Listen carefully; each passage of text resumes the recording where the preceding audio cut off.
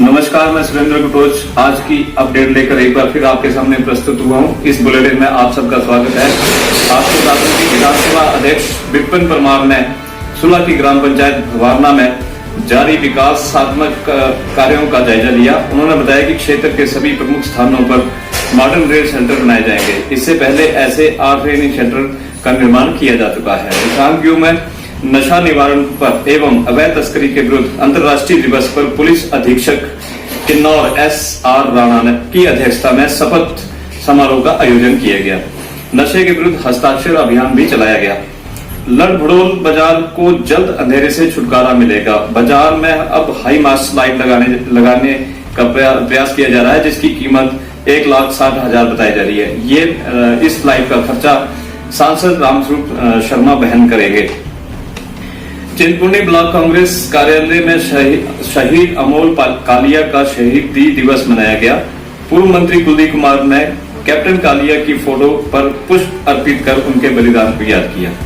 विकास खंड परागपुर की पंचायत कुडना सलेटी के गांव खाल निवासी ब्रह्मी देवी की सर्पदंश से मौत हो गई। महिला के पुत्र राजकुमार ने बताया कि उसकी मां घासनियों में घास काट रही थी और साथ ही खड़े एक सांप ने उन्हें डस लिया। उन्हें तुरंत अस्पताल पहुंचाया गया, लेकिन वहां उपचार के दौरान उनकी मृत्यु हो गई। भाजपा ओबीसी मोर्चा नालागढ़ के मंडलाध्यक्ष राजेंद्र सैनी ने कृष्ण संगर को महामंत्री बनाया है। कृष्ण संगर BSNL से लेखा अधिकारी सेवानिवृत्त हुए हैं। सुजानपुर के विधायक राजेंद्र राणा ने कहा है कि महंगाई और भाजपाई भाई भाई हो गए हैं। पेट्रोल व डीजल की कीमतें लगातार बढ़ रही हैं। उन्होंने कहा कि पेट्रोल डीजल पर 69% टैक्स वसूलने वाला भारत में सबसे ज्यादा टैक्स वसूलने का रिकॉर्ड मोदी सरकार में बन चुका है। नदौन के पूर्व विधायक एवं HRTC के उपाध्यक्ष विजय विनोत्री ने कहा है कि देश की गरीब जनता के कल्याण के लिए खर्च किए जाने वाले प्रधानमंत्री रिलीफ फंड को किस हैसियत से एक परिवार के ट्रस्ट को हस्तांतरित किया गया। उन्होंने कहा कि राजीव गांधी फाउंडेशन की अध्यक्ष सोनिया गांधी है और राहुल गांधी व प्रियंका वाड्रा उनके दोनों संतानें इसके ट्रस्टी हैं। उन्होंने कहा कि UPA सरकार में मंत्री रहे P चिदम्बरम भी इसके सदस्य हैं। तो ये थे आज के इस अब तक के बुलेटिन के समाचार। आप जुड़े रहिए मेरे साथ। नमस्कार।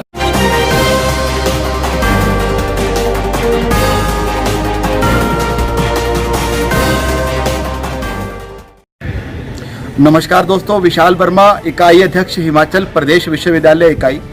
आज विद्यार्थी परिषद ने हिमाचल प्रदेश विश्वविद्यालय से संबंधित एक महत्वपूर्ण मांग को लेकर प्रदेश सरकार को एक ज्ञापन सौंपा।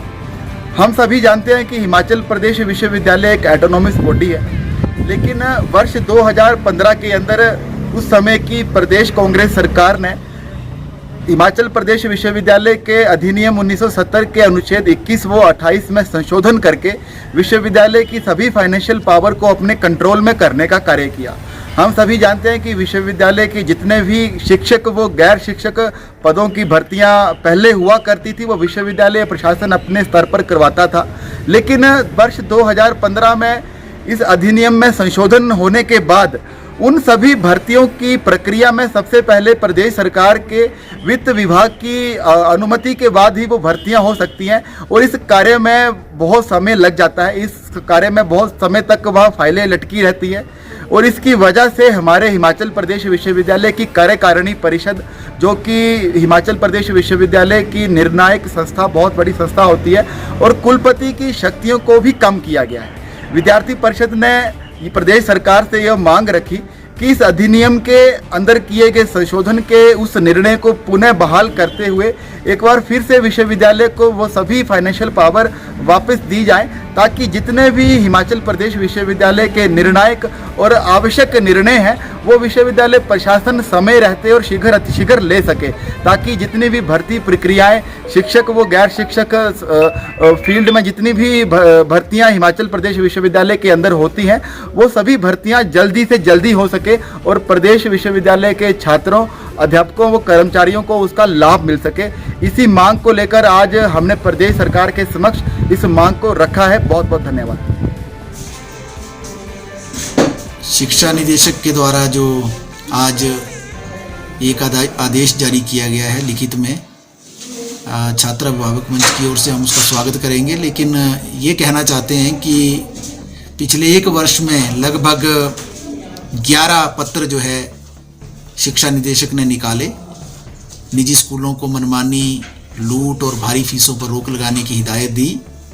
लेकिन सच्चाई तो यही है कि ये पत्र जो है, इन पत्रों की कोई भी परवाह नहीं करता है। निजी स्कूल अपनी मनमानी को, लूट को जारी रखे हुए हैं और इसलिए एक बार पुनः संदेह पैदा होता है इस आदेश पर।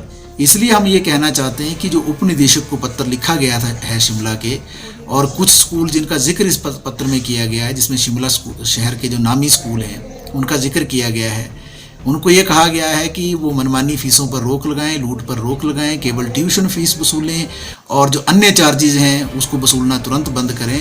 तो हम चाहेंगे कि ये पत्र केवल एक उन 11 पत्रों की तरह रद्दी की टोकरी में ये पत्र न चला जाए। ये वास्तव में लागू होना चाहिए और इसको लागू करवाने की जिम्मेवारी शिक्षा निदेशक की ही है।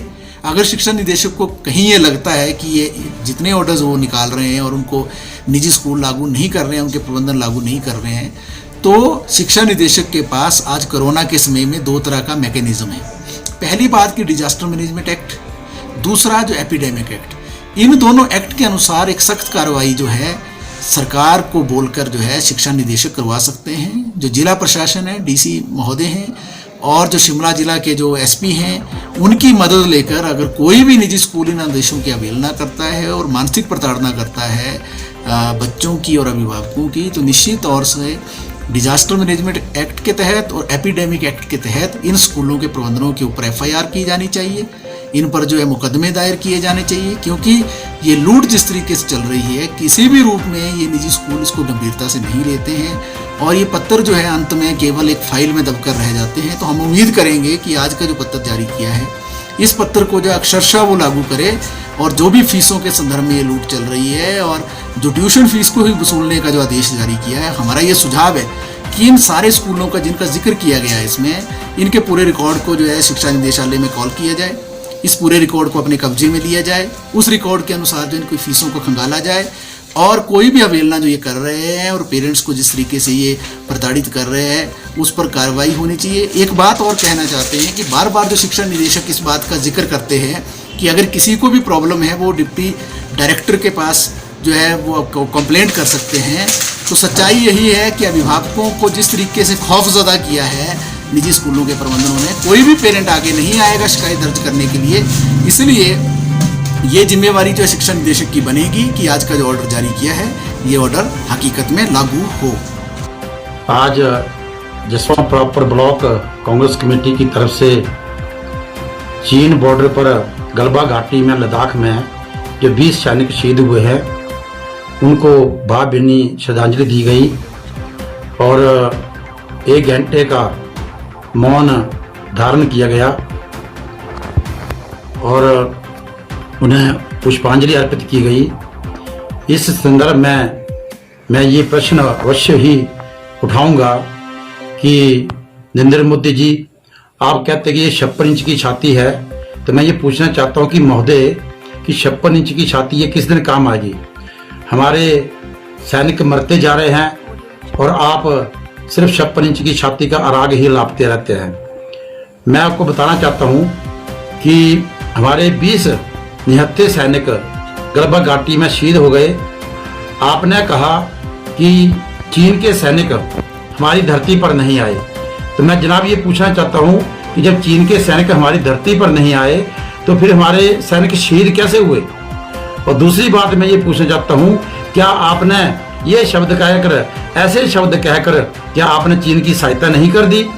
क्योंकि जो बात आपने कही कि चीन के सैनिक हमारी धरती पर नहीं आए, उस बात को चीन लेकर अब विश्व के सारे देशों के साथ कह रहा है कि भारत के प्रधानमंत्री श्री नरेंद्र मोदी जी ने स्वयं ही कह दिया है कि चीन के सैनिक भारत की धरती पर नहीं गए हैं। तो ये गैर जिम्मेदाराना शब्द हैं। आपको प्रधानमंत्री की कुर्सी की स्टेटस रखना चाहिए और उसके अनुसार ही बातें करनी चाहिए। गैर जिम्मेदाराना और गैर जो जो जो जो जरूरी चीजें नहीं होती हैं वैसी बातें नहीं करनी चाहिए, जिससे हमारे सैनिकों का मनोबल भी गिरता है। तो मैं ये कहना चाहता हूँ कि ये बार बार आप चाहे कोई भी घटना हो तो आप ये कहते हैं कि हम सबक सिखाएंगे, हम सबक सिखाएंगे, हम सबक सिखाएंगे, लेकिन अभी तक आपको पिछली पूरे 5 साल की सरकार आपने चला दी है। इस साल का 1 साल अभी आपने मनाया है। 6 साल में हमने कहीं पर भी सबक सिखाते किसी को देखा नहीं। ना आप पाकिस्तान को सबक सिखा पाए हैं, ना चाइना को सबक सिखा पाए गए। दूसरे जो छोटे छोटे देश है वो भी हमारे से छिड़कते जा रहे हैं। तो आपको ये अपना विदेश नीति में परिवर्तन लाना होगा और निहत्थे जवानों को, हमारे सैनिकों को बॉर्डर पर नहीं छोड़ना होगा और उनकी सहायता करनी होगी। और हमें पाकिस्तान हो चाहे चाइना हो, सबको सबक सिखाना होगा। तभी ये भारत हमारा एक निष्पक्ष और स्वतंत्र देश बना रहा।